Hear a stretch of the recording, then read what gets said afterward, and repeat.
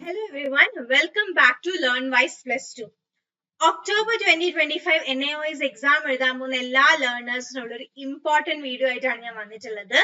October 2025 exam എഴുതുന്ന കുട്ടികൾക്ക് exam fee പേയ്മെന്റിനുള്ള time ആയിട്ടുണ്ട്. 23rd June ആണ് ലാസ്റ്റ് ഡേറ്റ്. സോ എല്ലാവരും വേഗം ഫീസ് അടയ്ക്കാൻ വേണ്ടി ശ്രമിക്കാം. 23rd June ആണ് നമ്മളുടെ എക്സാം ഫീ അടയ്ക്കേണ്ട ലാസ്റ്റ് ഡേറ്റ് വരുന്നത്. 23rd June കഴിഞ്ഞാൽ 150 rupees പെർ സബ്ജക്ട് വെച്ച് നമ്മൾ ഫൈൻ അടയ്ക്കേണ്ടി വരും എക്സ്ട്രാ. സോ ആരും ഫൈൻ അടയ്ക്കാനൊന്നും നിൽക്കണ്ട. 23rd June'നുള്ളിൽ തന്നെ എല്ലാവരും വേഗം എക്സാം ഫീസ് അടയ്ക്കാം. അപ്പൊ എങ്ങനെയാണ് എക്സാം ഫീസ് അടയ്ക്കേണ്ടത് എന്നുള്ളതാണ് ഞാൻ ഈ ഒരു വീഡിയോയിലൂടെ നിങ്ങൾക്ക് ഷെയർ ചെയ്ത് തരുന്നത്. സോ നമുക്ക് നോക്കാം. സോ അതിനുവേണ്ടി ഫസ്റ്റ് നിങ്ങൾ ഗൂഗിൾ എടുക്കാം. ഗൂഗിൾ എടുത്ത് ജസ്റ്റ് NAOS സ്റ്റുഡന്റ് ലോഗിൻ എന്ന് ടൈപ്പ് ചെയ്ത് കൊടുക്കാം. NAOS സ്റ്റുഡന്റ് ലോഗിൻ എന്ന് ടൈപ്പ് ചെയ്ത് കഴിഞ്ഞാൽ ഫസ്റ്റ് തന്നെ നമുക്ക് നാഷണൽ ഇൻസ്റ്റിറ്റ്യൂട്ട് ഓഫ് ഓപ്പൺ സ്കൂളിംഗിന്റെ ലോഗിൻ എന്ന് പറഞ്ഞ് കാണാൻ വേണ്ടി പറ്റും. ലോഗിനിൽ ക്ലിക്ക് ചെയ്ത് കൊടുക്കുക.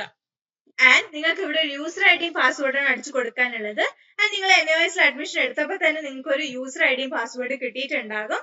ആ യൂസർ ഐ ഡിയും പാസ്വേഡും നമുക്കിവിടെ ടൈപ്പ് ചെയ്ത് കൊടുക്കാവുന്നതാണ്. സോ വൺസ് നമ്മൾ യൂസർ ഐ ഡിയും പാസ്വേഡും നമ്മൾ ടൈപ്പ് ചെയ്ത് കൊടുത്താൽ ഇത് നമ്മുടെ NAOS ഡാഷ്ബോർഡിൽ എത്തുന്നതായിരിക്കും. ഇവിടെ നിങ്ങൾക്ക് നിങ്ങളുടെ ID കാർഡ്, അതുപോലെ ആപ്ലിക്കേഷൻ സ്റ്റാറ്റസ്, പേയ്മെന്റ് സ്റ്റാറ്റസ് എല്ലാം കാണാവുന്നതാണ്. കുറച്ച് താഴേക്ക് പോയി കഴിഞ്ഞാൽ നിങ്ങൾക്ക് ഇവിടെ പബ്ലിക് എക്സാം എന്ന് പറഞ്ഞിട്ട് കാണാൻ വേണ്ടി പറ്റും. Public exam. ഈ പബ്ലിക് എക്സാമിൽ തന്നെ pay public exam fee October November 2025 എന്ന് കാണാൻ വേണ്ടി പറ്റും. അത് ജസ്റ്റ് ഒന്ന് ക്ലിക്ക് ചെയ്ത് കൊടുക്കുക. സോ നമ്മൾ ക്ലിക്ക് ചെയ്ത് കഴിഞ്ഞാൽ നമുക്ക് ഇവിടെ ഈ ഒരു പേജിൽ എത്തും. Exam fee submission October November examination 2025 എന്ന് പറഞ്ഞിട്ട് ഇതിൽ നിങ്ങളുടെ കാൻഡിഡേറ്റിന്റെ പേര്, ഫാദറിന്റെ പേര്, മദറിന്റെ പേര്, അതുപോലെ 10th പാസിംഗ് ഇയർ എല്ലാ ഡീറ്റെയിൽസും ഇവിടെ ഉണ്ടാവുന്നതാണ്. ഇതെല്ലാം കറക്റ്റ് അല്ലേ നിങ്ങൾ ചെക്ക് ചെയ്യുക. ചെക്ക് ചെയ്ത് കഴിഞ്ഞാൽ താഴേക്ക് പോയി കഴിഞ്ഞാൽ നിങ്ങൾക്ക് എന്ത് ചെയ്യണം, സബ്ജക്ട്സ് നിങ്ങൾ ചൂസ് ചെയ്ത് കൊടുക്കണം. അപ്പൊ നിങ്ങൾ ഏതൊക്കെ സബ്ജക്റ്റ് ആണ് എടുക്കാൻ തീരുമാനിച്ചിട്ടുള്ളത്, 12th എക്സാം എഴുതാൻ പോകുന്നത്, ആ സബ്ജക്ട് നമുക്ക് ജസ്റ്റ് ഒന്ന് ടിക്ക് ചെയ്ത് കൊടുക്കാം. അപ്പൊ ഞാനിവിടെ എല്ലാ സബ്ജക്റ്റും ഒന്ന് ടിക്ക് ചെയ്യുന്നുണ്ട്. സോ നമ്മൾ സബ്ജക്റ്റ് എല്ലാം ടിക്ക് ചെയ്ത് കഴിഞ്ഞാൽ ജസ്റ്റ് നമ്മൾ എന്ത് ചെയ്യുക, സബ്മിറ്റ് എന്ന് പറഞ്ഞ് കൊടുക്കുക.